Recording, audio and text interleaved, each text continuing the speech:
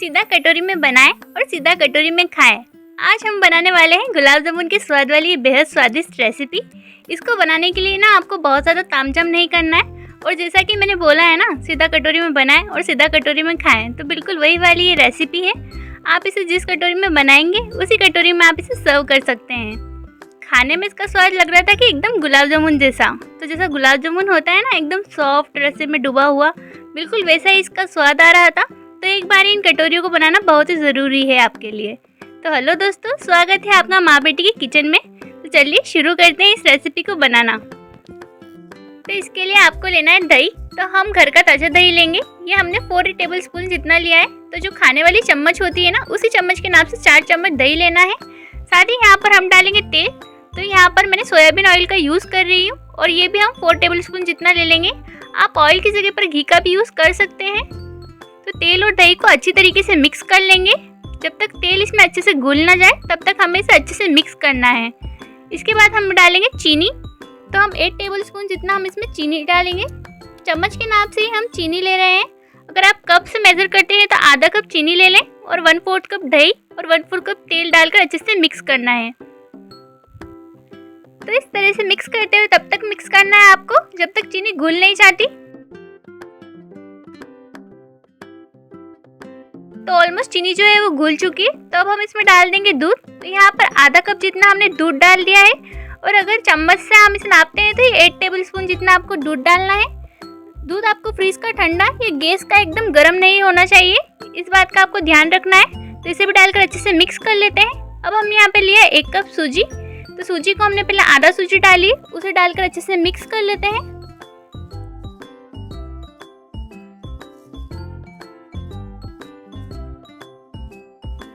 अब हमने जो आधा कप सूजी थी वो भी इसमें डाल दी है, और इसे भी डालकर अच्छी तरीके से एक बार मिक्स कर लेते हैं। इसमें कोई भी लम्प्स नहीं रहना चाहिए, तो आपको इसको अच्छी तरीके से विस्कर से मिक्स करना है।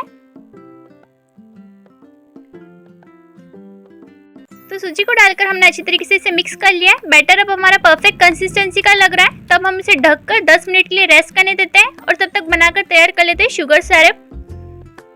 तो शुगर सिरप बनाने के लिए हमने यहाँ पर एक छोटी कटोरी चीनी ली है, और इसी कटोरी से नाप कर हमें 2 कटोरी पानी लेना है। आप कोई भी छोटी कप ले सकते हैं और उससे नाप लीजिए। तो मैंने यहाँ पे 2 कप पानी इसमें डाल दिया है। अब हम इसे मीडियम टू हाई फ्लेम पर पकने देते हैं। हमें इसकी कोई परफेक्ट चाशनी नहीं बनानी है, हमें बस इसे इतना पकाना है जब तक इसकी शक्कर जो है वो अच्छी तरीके से घुल जाए। तो अब मैं इसमें डाल रही हूँ थोड़े से केसर के धागे, और आधा टेबल स्पून जितनी हमने इसमें डाला इलायची पाउडर, ताकि फ्लेवर अच्छा आ सके।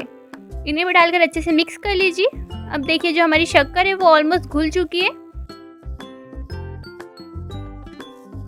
तो शक्कर जब तक पूरी घुल जाए तब तक हम इसे पकाएंगे। तो ये अब बिल्कुल रेडी है। तो गैस की फ्लेम को बंद कर देते हैं और इसे इसी तरीके से ठंडा होने देते हैं।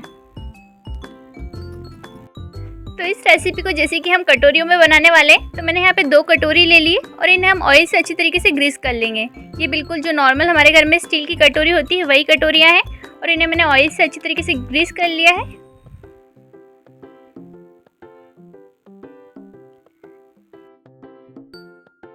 चलिए, अब हमारे बैटर को रखे हुए 10 मिनट हो चुके हैं। तो अब बैटर को चेक कर लेते हैं। जो सूजी है वो अच्छी तरीके से दूध में फूल चुकी है, तो इसे एक बार मिक्स कर लीजिए। अब बैटर की कंसिस्टेंसी जो है वो काफ़ी थिक हो चुकी है। तो हम यहाँ पर ऐड करेंगे इसमें दूध। तो मैं यहाँ पे करीब 3 टेबल स्पून जितना दूध ले रही हूँ अभी। दूध हम इसमें एक साथ नहीं डालेंगे, हमें थोड़ा थोड़ा करके इसमें दूध डालना है। तो यहाँ पर मैंने करीब 1.5 चम्मच जितना इसमें दूध डाला, और इसे डाल के एक बार मिक्स कर लेते हैं। अब इसकी जो कंसिस्टेंसी है वो थोड़ी सी थिक लग रही है, तो मैंने इसमें आधा चम्मच जितना दूध और डाला है, और इसे भी डालकर अच्छे से मिक्स कर लीजिए। तो बैटर की कंसिस्टेंसी अब मुझे बिल्कुल परफेक्ट लग रही है। हमें बैटर को ज़्यादा थिक भी नहीं रखना है, और इसे फ्लोई भी नहीं करना है। तो बैटर हमारा बिल्कुल रेडी है। अब हम इसमें ऐड करेंगे मिल्क पाउडर। तो मैं यहाँ पे 4 टेबल स्पून जितना मिल्क पाउडर इसमें डाल रही हूँ। उसी चम्मच से नाप कर हम यहाँ पे मिल्क पाउडर लेंगे। मिल्क पाउडर का टेस्ट इस रेसिपी में बहुत ही अच्छा आता है। इससे रेसिपी जो है वो एकदम मावेदार बनकर रेडी होती है। अगर आप इसमें मिल्क पाउडर का यूज़ नहीं करना चाहते हैं, तो आप इसकी जगह पे जो दूध की मलाई होती है, फ्रेश क्रीम जिसे हम सेपरेट करके रखते हैं दूध से, उसे भी डाल सकते हैं। वो भी आप यहाँ पे 4 टेबल स्पून जितनी इसमें डाल के मिक्स कर लीजिए। अब हमने इसे अच्छी तरीके से मिक्स कर लिया है। अब आप इसमें अपनी पसंद के कोई भी ड्राई फ्रूट्स ऐड कर सकते हैं और अगर आप नहीं डालना चाहें तो इसे स्किप भी कर सकते हैं। मैंने यहाँ पे 1 टेबलस्पून बादाम और 1 टेबलस्पून जितने काजू लिए हैं और दोनों को डालकर अच्छे से मिक्स कर लिया है।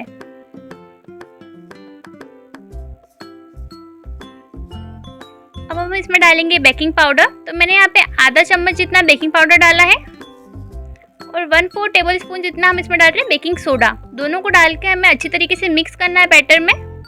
तो इसे हल्के हाथों से हम मिक्स कर लेते हैं। लीजिए, बैटर हमारा बिल्कुल बनकर रेडी हो गया है। तो अब जो हमने कटोरियाँ ग्रीस करके रख रखी है उसमें हम बैटर को ट्रांसफ़र कर देते हैं। इन कटोरियों को हमें पूरा ऊपर तक फिल नहीं करना है क्योंकि जब ये बेक होगी उसके बाद ये राइस हो जाएगी। तो इसलिए हमने आधी कटोरी जितना बैटर इसमें डाला है। तीनों ही कटोरियों को मैंने इस तरीके से फिल कर दिया है। एक बार हम इन्हें अच्छी तरीके से टैप कर देते हैं ताकि इसमें कोई भी एयर बबल्स ना रहे। तो चलिए इन कटोरियों को बेक करने के लिए रख देते हैं। मैंने इस तरीके से ये स्टील का भगोना जो होता है इसे रखा है। इसमें हमने नमक बिछाया है और साथ ही रख दिया एक स्टैंड। अब इसके ऊपर हम इन कटोरियों को इस तरीके से रख देते हैं। अब अगर आप चाहें तो इसे कुकर में भी बेक कर सकते हैं या आप चाहें तो इसे कढ़ाई में भी बेक कर सकते हैं या फिर आप इस तरीके से किसी भी पतीले में इसको बेक कर सकते हैं। तो अब हम इसे लो फ्लेम पर 15 मिनट के लिए बेक होने देंगे। एक किसी भी प्लेट से इसे इस तरीके से ढक दीजिए ताकि इससे जो एयर है वो बिल्कुल भी बाहर ना आ सके। इसके ऊपर कोई भी भारी चीज़ रख दीजिए। तो 15 मिनट हो चुके हैं। अब हम इसे एक बार चेक कर लेते हैं। ध्यान रहे कि इस वक्त जो पतीला और प्लेट है वो दोनों काफ़ी गर्म है। देखिए, बहुत ही अच्छा कलर आ चुका है इसमें। तो अब हम इसे चेक कर लेते हैं ये पकी है या नहीं। तो मैंने इस तरीके से टूथपिक इसमें इंसर्ट करी है। टूथपिक एकदम क्लियर आ रही है। तो मतलब ये जो हमारे गुलाब जामुन वाले केक हैं ये अच्छी तरीके से बेक हो चुके हैं। तो इन्हें अब हम निकाल लेते हैं। तो अब जो शुगर सिरप हमने बनाकर रखी थी वो हम इस पर डाल देते हैं। आप चाहो तो इसे एकदम गर्मा गर्म सर्व कर सकते हो। जैसे कि गुलाब जामुन है ना, वो गर्मा गर्म भी कितने अच्छे लगते हैं और फ्रिज के ठंडे ठंडे भी बहुत अच्छे लगते हैं। तो ये आपके ऊपर है कि आप इस रेसिपी को किस तरीके से सर्व करना चाहते हैं। ये कटोरियाँ एकदम सॉफ्ट रहेगी क्योंकि हम इसके ऊपर डालेंगे इस तरीके से शुगर सिरप जो हमने बना करके तैयार किया था। शुगर सिरप की वजह से ये कटोरियाँ रसीली हो जाएगी और सॉफ्ट हो जाएगी। तो आप इसे आराम से 3-4 दिनों के लिए फ्रिज में स्टोर करके रख सकते हो। ये ख़राब नहीं होगी। तो अब आप इन्हें अपनी पसंद के ड्राई फ्रूट से गार्निश कर सकते हैं। मैंने यहाँ पे पिस्ता फ्लेक्स का यूज़ किया है और इस तरीके से इन्हें गार्निश कर लिया है। तो आज की रेसिपी आप सभी को कैसी लगी मुझे कमेंट करके ज़रूर से बताइएगा और ये वाली एक कटोरी आप ज़रूर से ट्राई कीजिएगा। इसका स्वाद ना मतलब एकदम सुपर से भी ऊपर वाली रेसिपी थी। ऐसा गजब का स्वाद था इसका। तो आप भी इसे ट्राई कीजिए और मुझे बताइए आपको ये कैसा लगा। अगर आपको वीडियो पसंद आता है तो वीडियो को लाइक कीजिए, चैनल को सब्सक्राइब कीजिए। मिलते हैं नेक्स्ट वीडियो में। Thanks for watching. जय श्री कृष्णा। राधे राधे।